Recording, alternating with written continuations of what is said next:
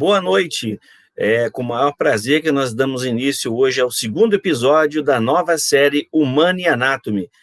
Hoje teremos, então, anatomia aplicada aos bloqueios anestésicos maxilares e mandibulares. E, dessa forma, então, o apresentador hoje é Yuri Babinski. Está com a palavra. Boa noite, pessoal. Obrigado aí, vou deixar meu agradecimento já logo de cara ao professor Rodrigo Mota, ao professor Márcio pelo convite, pela responsabilidade também de estar aqui. Quando eu recebi o convite eu fiquei muito feliz, mas também senti o peso da responsabilidade de estar do lado de mestres, como também a aula do Rafael Cines foi muito boa, e de todos os mestres dessa disciplina são incríveis, e estar do lado dessas pessoas para mim é uma responsabilidade grande, e eu pretendo com essa aula fugir um pouco do tema da disciplina e trabalhar com vocês uma coisa que está mais direcionada para o meu curso. Bom, vou me apresentar, meu nome é Yuri Babinski, eu sou um acadêmico em odontologia pela UF, eu estou atualmente no 5º período, e hoje eu trouxe um tema bastante importante para a nossa grade, né, que é conhecimento da anatomia de trigêmeo, de nervos maxilares e mandibulares, e como a gente aplica isso para fazer as técnicas de bloqueio para os procedimentos odontológicos e também emergenciais, né? Vou compartilhar a tela aqui, então, mas fica mais uma vez meu grande obrigado a todos que estão assistindo também, é uma grande honra. Vamos lá, pessoal, anatomia aplicada às técnicas de bloqueio anestésicos maxilares e mandibulares, o tema que eu separei. Bom, a gente pode começar relembrando os nervos cranianos, uma vez que as divisões maxilar e mandibular vão ser ramificações do nervo trigêmeo, quinto par craniano. Então, uma passada rápida nos nervos cranianos, né?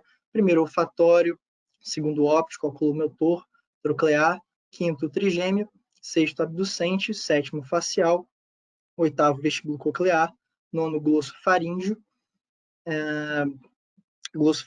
vago, e acessório e hipoglosso. Então, vamos nos ater mais ao nervo trigêmeo, porque todos os outros nervos de pares cranianos vão ter distribuições sensitivas e motoras muito específicas, origens aparentes, origens reais muito específicas. Então, vamos para o nervo trigêmeo. A origem aparente dele, do tronco trigeminal, vai ser na parede lateral da ponte, entre a parede lateral da ponte e o pedúnculo cerebelar médio. Essa é a origem aparente. E a origem real vai ser, na verdade, dentro do tronco encefálico, e o nervo trigêmeo vai ter 4 núcleos principais, né? 3 deles sendo sensitivos, representados pela cor azul, nesse lado esquerdo, direito, aliás, né?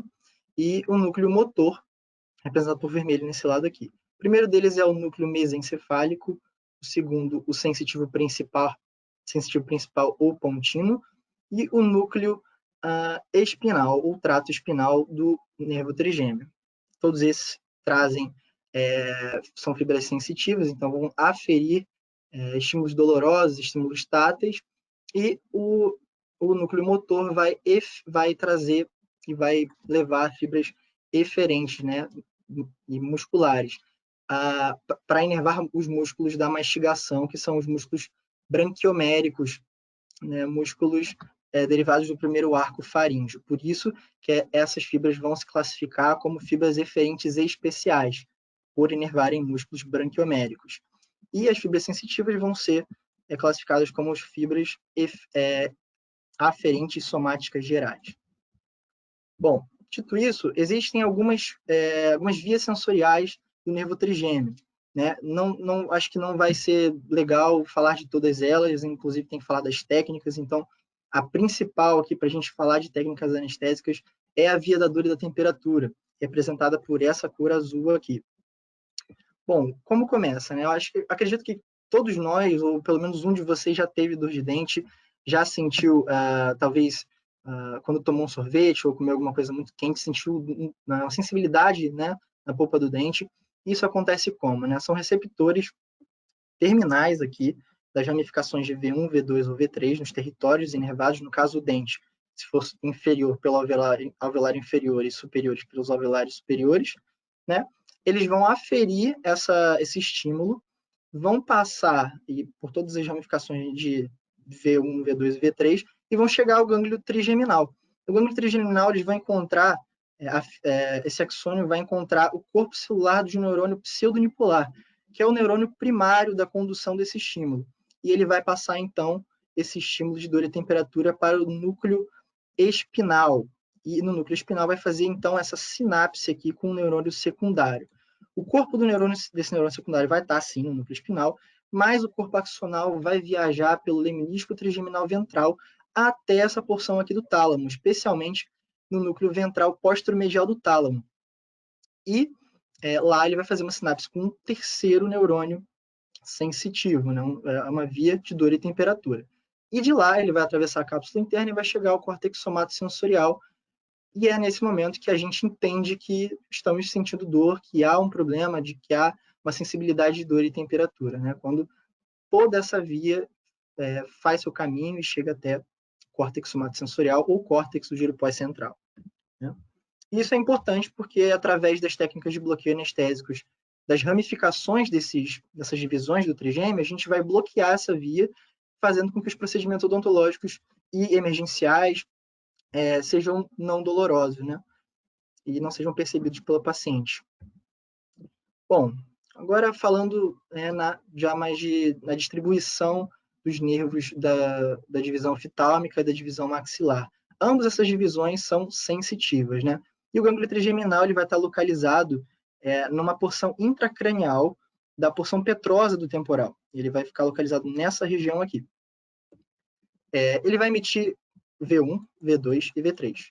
V1, sensitivo, puramente sensitivo, vai emitir ainda ramos na fissura orbitária superior, que são o frontal, o naso-ciliar e o lacrimal. Todos esses nervos aqui, a gente não vai trabalhar nos bloqueios anestésicos maxilares e mandibulares, visto que a V1 é uma outra divisão, mas as estruturas são bastante importantes, que são inervadas por V1, como, por exemplo, glândula lacrimal, saco lacrimal, células etimoidais, seio esfenoidal, pele da fronte, pálpebra superior e grande parte da sensibilidade aqui da raiz do nariz. Então, são nervos bastante importantes para a sensibilidade da face, né, de algumas estruturas da órbita. Bom, e na divisão maxilar, essa sim vai ser muito importante para a gente entender todas as suas ramificações, ela começa emergindo na fossa pterigopalatina pelo forame redondo. Então, ela cai da fossa média do crânio até a fossa pterigopalatina pelo forame redondo.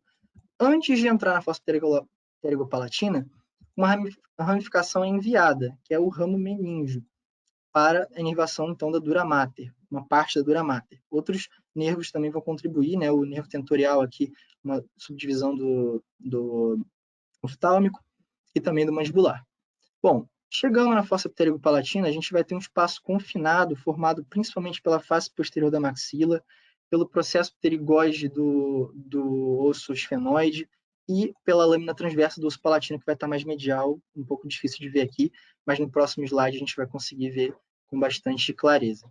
Bom, antes do nervo maxilar se comunicar com o gânglio pterigopalatino, que é esse daqui, que vai emitir também alguns ramos importantes para a gente, ele vai emitir um raminho que vai seguir pela fissura orbitária inferior junto com o infraorbitário, que é o ramo zigomático. O zigomático vai ter um ramo comunicante com o nervo naso-ciliar para ajudar para a inervação da glândula lacrimal. Vai também emitir um ramo zigomático temporal, que vai ajudar a inervar a pele da têmpora, e um zigomático facial, que vai colaborar para a inervação sensitiva da pele da face na região do zigoma. Ok? E o nervo infraorbitário, que muitos autores mencionam como uma continuação do nervo maxilar, né, visto que as outras ramificações passam, então, pelo gânglio pterigopalatino, é uma continuação do nervo maxilar, né? E esses nervos, sim, vão ser importantes, e eu vou abordar nos próximos slides as técnicas que a gente vai ter que utilizar para bloquear a aferência, né, a condução do estímulo aferente desses nervos, né, sensitivos. O primeiro deles vai ser o nervo alveolar superior posterior, esse daqui, que tem um trajeto inferior para a parede posterior da maxila e vai penetrar nas foraminas alveolares. Penetrado no osso, ele vai inervar as raízes e as polpas dos molares superiores do segundo, e do primeiro, exceto a raiz mesiovestibular, que é essa daqui, do primeiro pré-molar, que vai ser inervada pelo alveolar médio, que é uma ramificação do infraorbital. Passando para ele, então, esqueci de mencionar também que o forame, o nervo infraorbitário, ele segue pelo sulco infraorbitário no assoalho da órbita e vai penetrar no canal infraorbitário até sair no forame infraorbitário. Porém, antes de sair, ele emite o nervo alveolar superior médio e alveolar superior anterior. Esses vão participar da inervação sensitiva do ápice e da polpa dos dentes, o médio, da raiz mesovestibular do primeiro molar superior, dos pré-molares, e o alveolar anterior, superior anterior, dos caninos e dos incisivos, além de inervarem também a túnica mucosa do seio maxilar, periodonto, a gengiva relacionada aos dentes que eles inervam, muco periósteo e assim por diante. E no final do seu trajeto, ele emerge pelo forame infraorbitário e emite alguns raminhos, como, por exemplo, o palpebral inferior, o nasal lateral e o labial inferior, para inervar a pele e a mucosa e a pele dessas regiões, né, de pálpebra inferior, asa de nariz e lábio inferior. Dito isso, a gente vai passar um pouco para as técnicas agora dos alveolares superiores. A gente vai precisar de uma seringa Carpulli, que tem um esquema de refluxo, né, porque esse esquema de refluxo que vai acusar para a gente se a gente está fazendo a injeção intravascular, o tubete anestésico, não vamos entrar em detalhes farmacológicos, né, de qual anestésico usar, mas um tubete com uma solução anestésica, e uma agulha que não está aqui representada, mas pode ser uma agulha longa de 32 milímetros ou uma agulha curta de 20 milímetros. Bom, então, o bloqueio do nervo alveolar superior posterior, ele também vai ser conhecido como tuberosidade baixa, né? Nessa técnica, a gente vai usar uma agulha curta e o reparo anatômico mais importante para essa técnica vai ser a prega mucovestibular acima, na altura do segundo molar superior, tá bom? E a angulação aqui, a gente pode ver nessa imagem, a angulação da agulha, ela precisa ser superior, medial e posterior, de uma maneira que ela alcance justamente a área por onde o nervo alveolar superior posterior vai penetrar na maxila. Ela precisa ter uma angulação de 45 graus com o longo eixo do dente e 45 graus horizontais com o plano oclusal, né? Dessa forma, alcança-se, então, a área-alvo. E as estruturas anestesiadas vão ser justamente aquelas inervadas pelo nervo alveolar superior. Os dentes, no caso, a gengiva vestibular, os dentes, terceiro, segundo molar e primeiro molar, exceto a raiz mesovestibular, aqui que está em branco, a gengiva vestibular associada a esses dentes, o osso esponjoso, o muco periósteo, ok? Bom, no bloqueio do nervo alveolar superior médio, também conhecido como BASM ou ASM, a gente vai usar... Na verdade, existe uma diferença na literatura. Alguns autores citam, né, que pode ser utilizada uma agulha longa, mas aqui representado por uma agulha curta.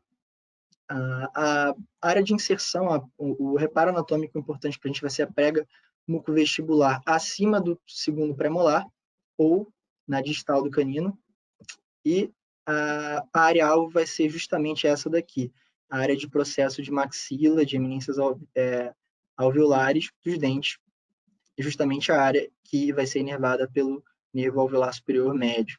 E aqui as áreas anestesiadas pelo alveolar superior médio sendo bloqueadas pelo sal anestésico.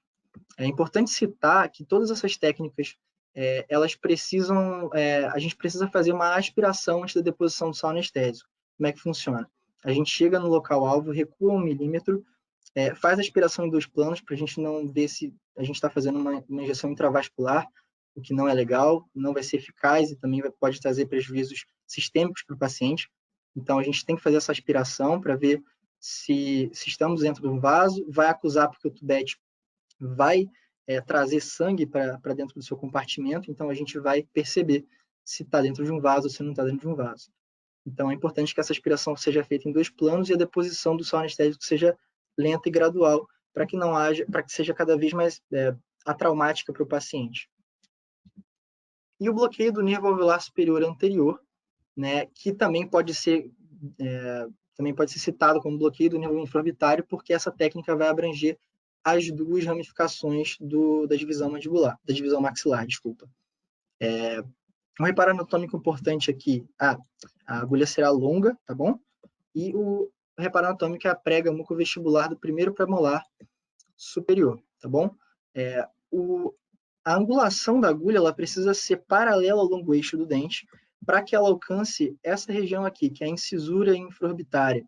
Não necessariamente no forame, como está representado na imagem, porque pode lesar o nervo infraorbitário.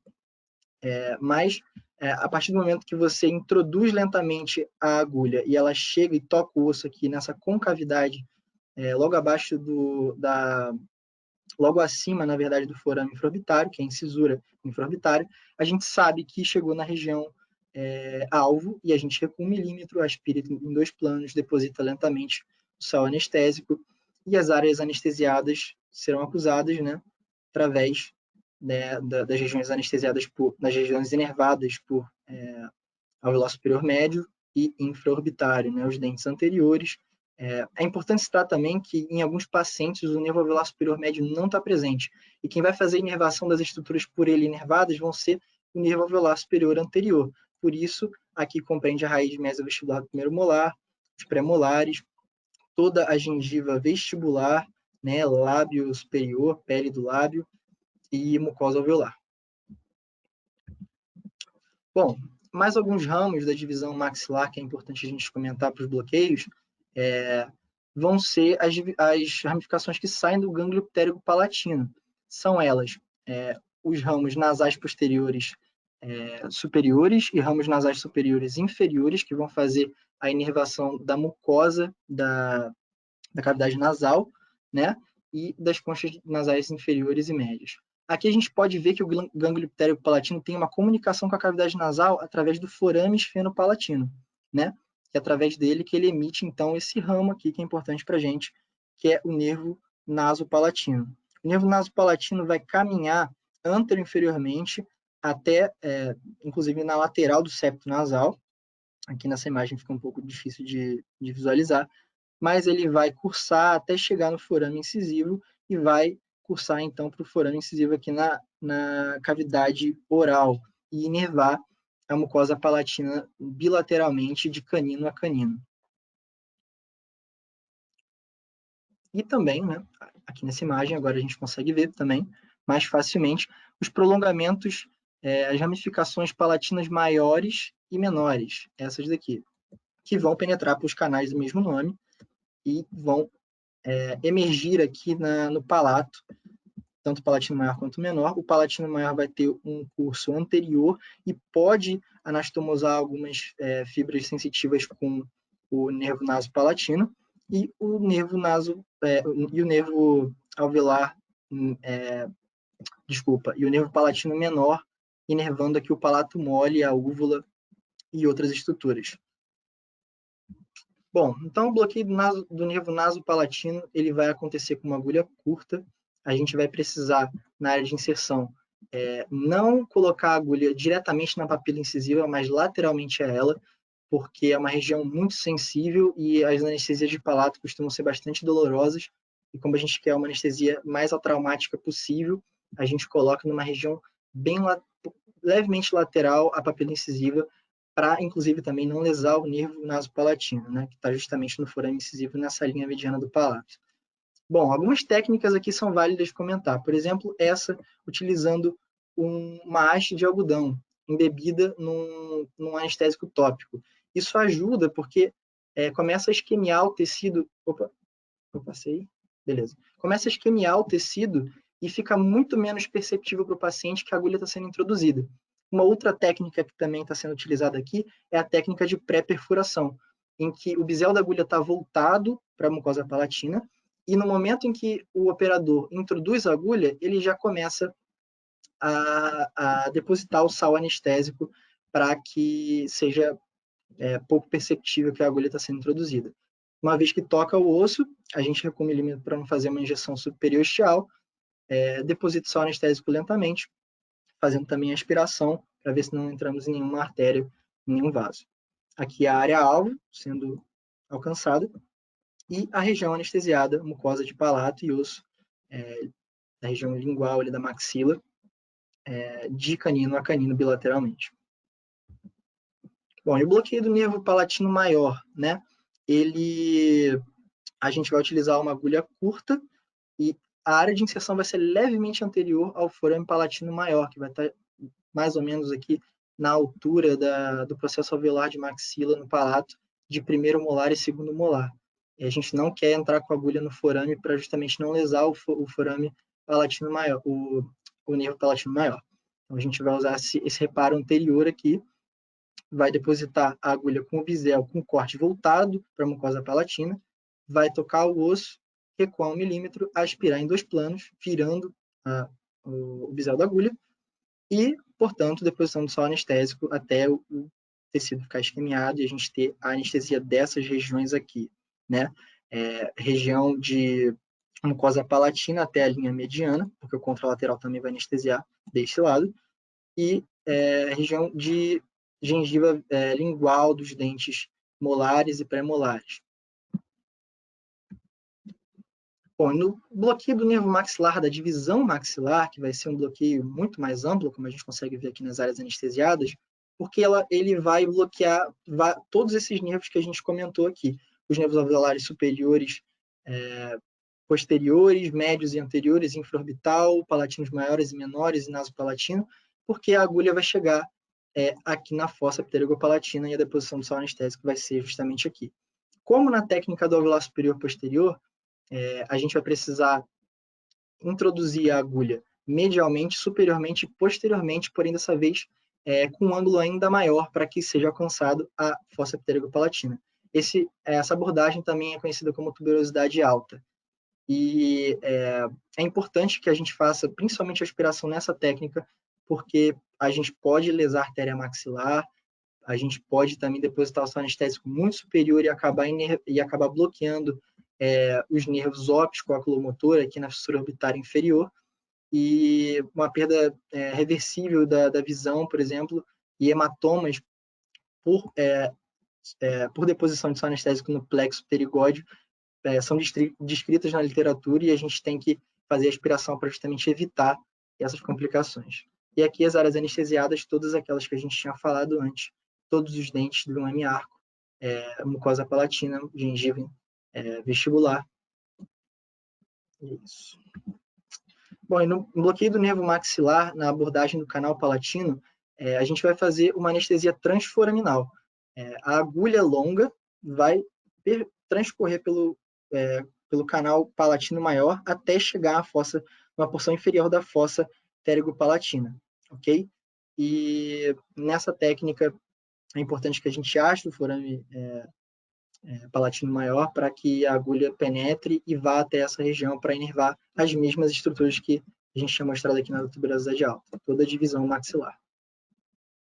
Essa técnica é um pouco menos utilizada, porém é descrita pelo alto índice de lesão de nervos e de injeção intravascular, então é uma técnica menos utilizada em detrimento da tuberosidade alta.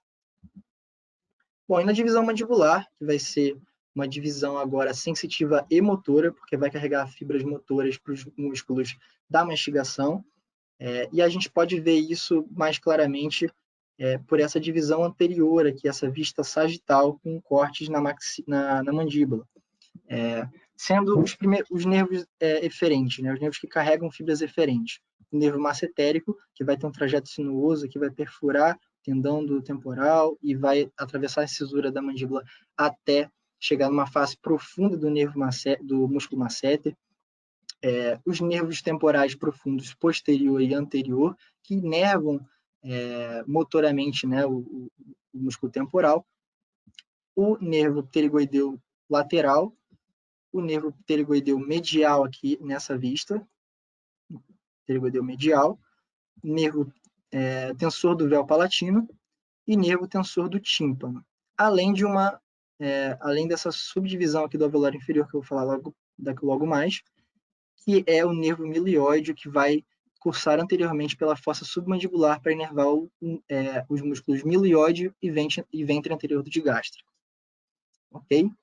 Bom, essa é a inervação motora da divisão mandibular. Agora a inervação sensitiva, ela vai se dar por alguns ramos, em especial pelo nervo bucal, que vai ter esse trajeto aqui entre as bandas dos músculos pterigoideus laterais e vai penetrar através do músculo bucinador na cavidade oral, vai inervar gengiva vestibular dos molares, dos primeiros, segundos e terceiros molares.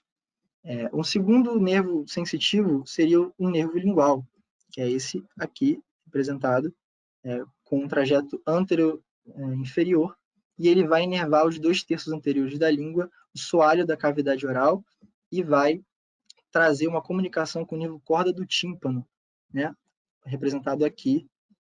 E essa comunicação com o nervo corda do tímpano vai ajudar na inervação das glândulas submandibular e sublingual, trazendo fibras secretomotoras do sistema nervoso autônomo. E ainda algumas fibras gustatórias para os 2/3 anteriores da língua. E, além disso, nós temos o nervo alveolar inferior, que vai ter esse curso aqui no espaço pterigomandibular, vai penetrar no forame mandibular e vai cursar por dentro do ramo e do corpo da mandíbula até sair no forame infraorbitário, inervando todos os dentes desse semiarco, e o nervo mentoniano vai inervar pele do mento, lábio inferior e gengiva e dentes associados ali à sua localização. Ok? Bom, então o bloqueio do nervo alveolar inferior vai acontecer dessa maneira. A gente vai utilizar uma agulha longa e a gente vai precisar primeiro delimitar alguns planos para a inserção da agulha, né?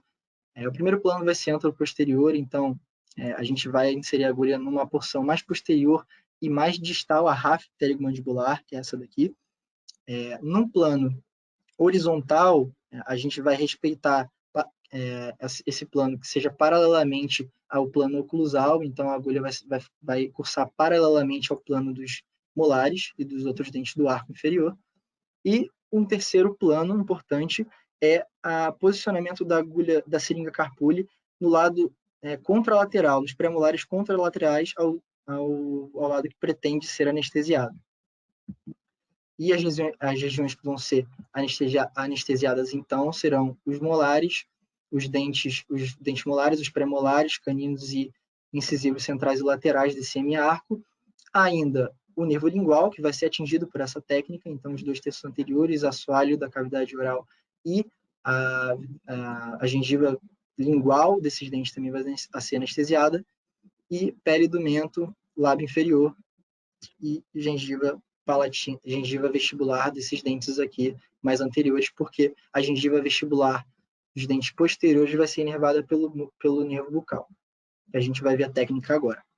Bom, a área de inserção a gente vai utilizar, preconiza-se uma agulha curta, porém a literatura descreve que é mais fácil utilizar uma agulha longa, porque é uma técnica que a gente usa logo depois do bloqueio do nervo alveolar inferior, então uma agulha longa nesse caso aqui.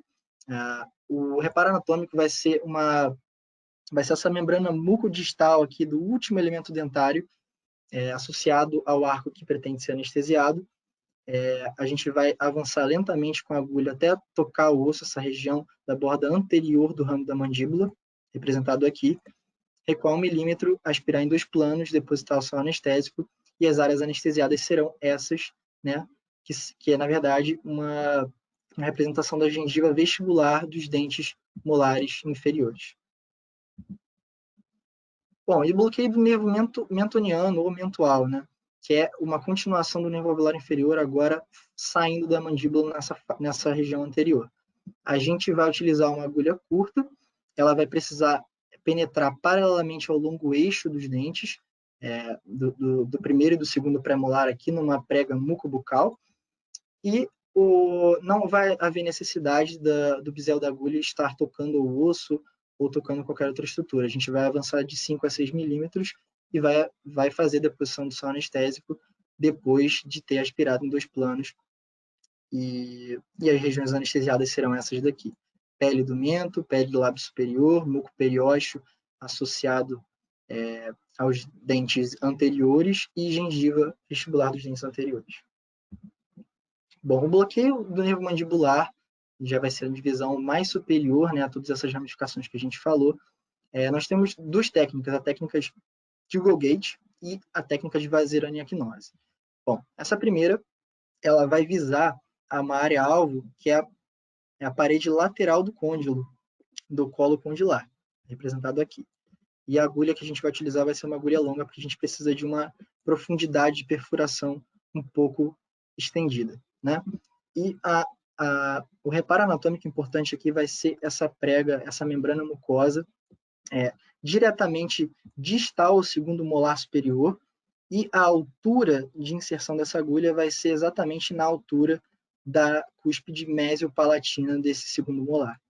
E a gente avança então lentamente a agulha, pretendendo chegar a essa porção lateral do colo de côndilo. Bom, aqui outros reparos agora extraorais.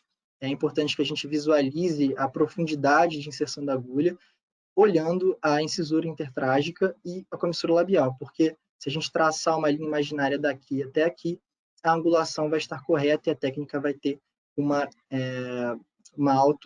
alta taxa de sucesso. Aqui representado também embaixo por essa imagem.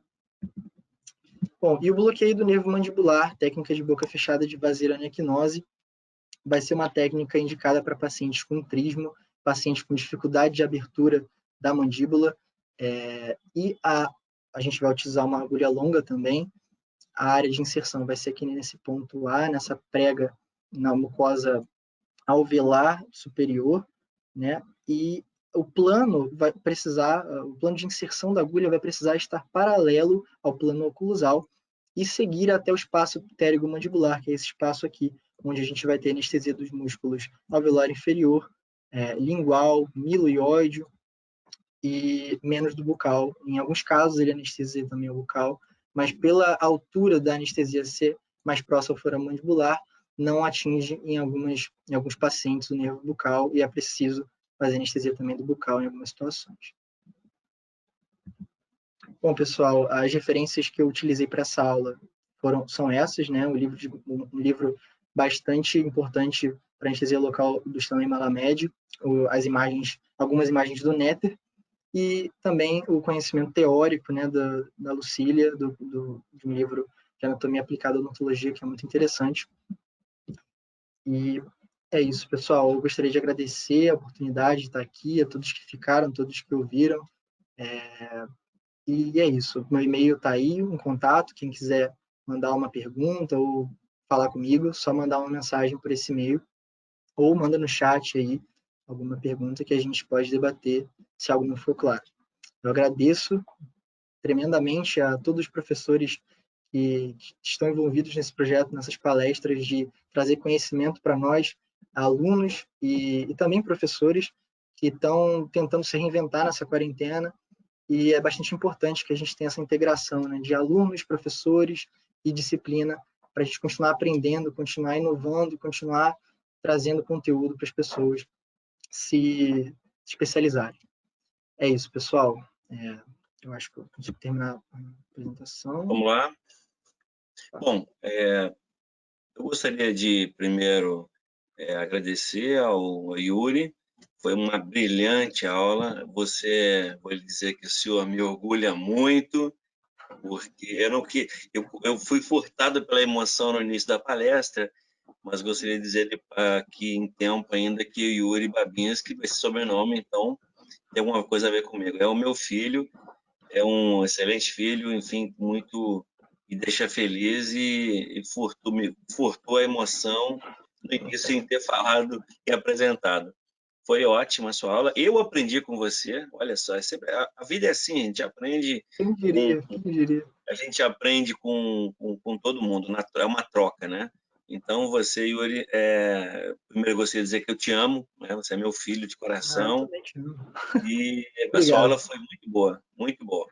É um Eu orgulho. queria também me desculpar aí com as pessoas que viram eu gaguejar, eu nervoso. É a minha primeira aula, eu nunca apresentei um tema assim para tantas pessoas, inclusive numa plataforma que eu não conheço.